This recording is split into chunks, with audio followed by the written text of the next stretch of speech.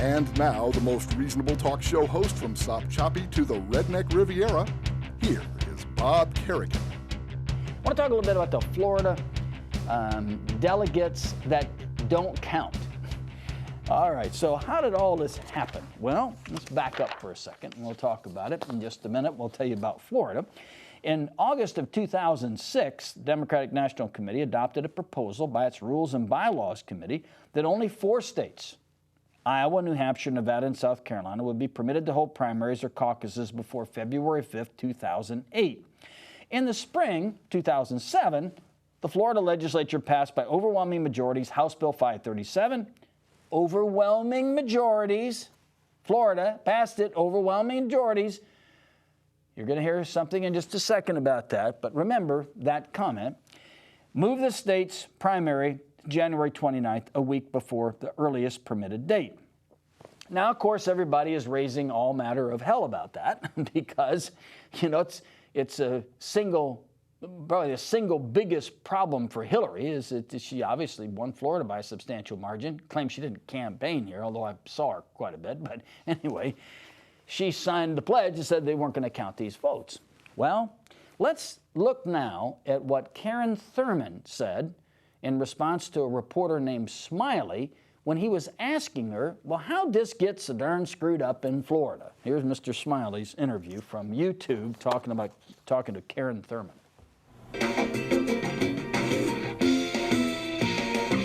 What happened behind in your closed-door sessions today? Well, Tavis, first to start off, last week we unveiled a vote by mail and made it very clear that we thought, for at least from a party perspective, that would be the only opportunity and option that we had available to us. In our state, unfortunately, the Republicans have the governor's mansion. They also control both the House and the Senate. And it has been made very clear to us by the Republicans that they want nothing to do with a revote, no matter who pays it, and clearly it would not be the state. However, in saying that, listening to our activists in the state of Florida, concerns that have arisen, particularly around a verification of signatures in a vote by mail, it became apparent that we would probably pull the plug on this today. And in fact, we've issued a statement basically saying that. With all due respect to you and to Democrats all over Florida, it's easy now, to your point about kidding, easy now to kid the campaigns, easy now to cast aspersion on the DNC, but isn't it true that you guys created this mess yourselves? Democrats in Florida put yourselves in this trick box. That's what some people think. Yeah, but that's not true. And let me make this very clear. When the legislature met, it was a priority of the Republicans to move it to January 29th, suggesting that that would make the voters in Florida more relevant. Remember, we've always had a March vote, which meant that most of the times we went to the polls, it was over by the time we got there. I feel your pain. I live in California. Same thing here. Yes, you did. Yeah. So when we got to the legislature, both the House Minority Leader and the Senate Minority Leader offered amendments on both sides and asked for it to be put back to February 5th. I have to tell you, it was really ugly if you listen to that debate. I mean, it was Representative Gelber was on the floor. He put the motion. The amendment was taken up, and David Rivera, who is the chair of the Rules and is a Republican, made it very clear. Now, let me understand. You want to make the people of Florida less relevant, and you're only doing this for the party bosses, and the laughter in that chamber was deafening, especially for those who did not see this as funny. And quite frankly, the Republicans shunned their own party as well. I mean, they sat there and knew the consequences both on the Democratic side and the Republican side, remembering the Republicans were not unscathed in this debate either. They lost half of their delegates.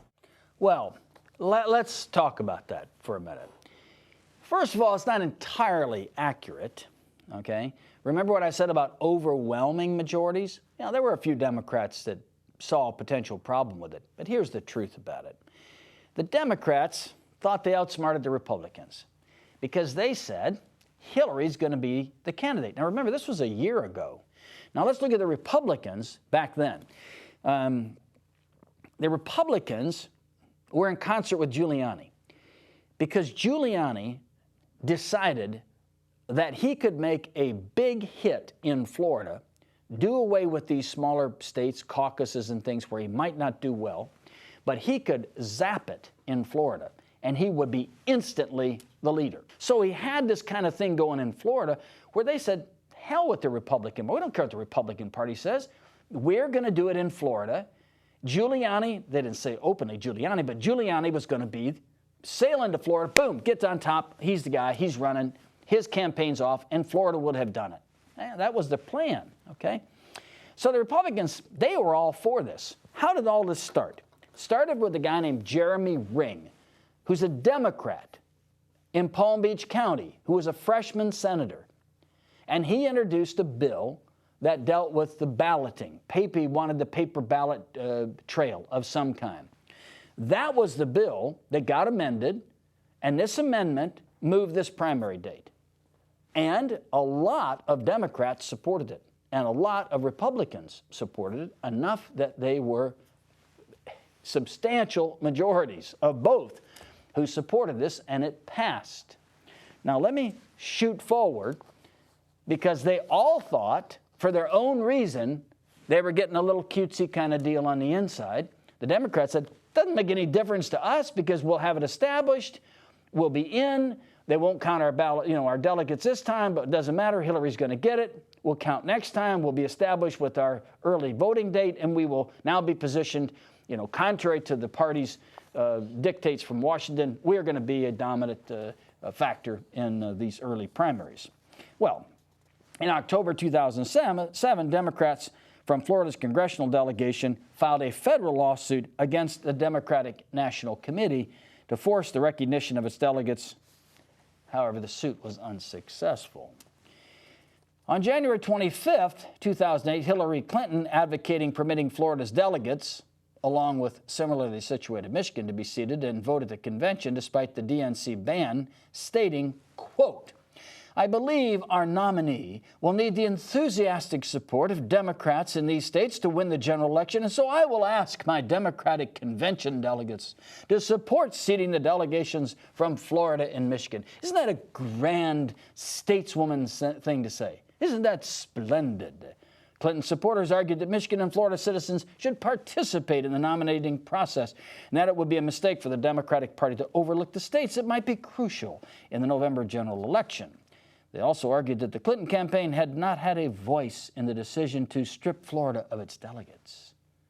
Critics charged that changing the rules in this way was unfair, and that Clinton's position was motivated purely by political expediency, because she got more votes. Now, not to pick on Karen Thurman, who's head of the Florida Democratic Party, because I think in many ways she's a very competent person and has done a reasonably good job. But she needs to resign. And the reason is not just this fiasco here, her explanation for it notwithstanding, and as I've demonstrated, I think, not entirely plausible, but she belongs to a lobbying organization, and I'm going to read a story about that now from the Miami Herald and the McClatchy Tribune Regional News. This is Beth Reinard. Now, this is from 7 July 2007, but it will give you some insight, perhaps. The Miami Herald reported last week that Florida Democratic Party Chairman Karen Thurman signed on with Republican power broker Al Cardenas, some people pronounce his name Al Cardenas, to help him lobby in Washington on behalf of Miami-Dade County. But Thurman was getting $3,500 a month to work with Al Cardenas. Now, John Osmond of Tallahassee suggested Thurman should disclose all of her sources of income to the party leadership. That might be an oxymoron for the Democrats. Being hired by an arch-Republican doesn't look good to our Democratic donors who do lobbying themselves.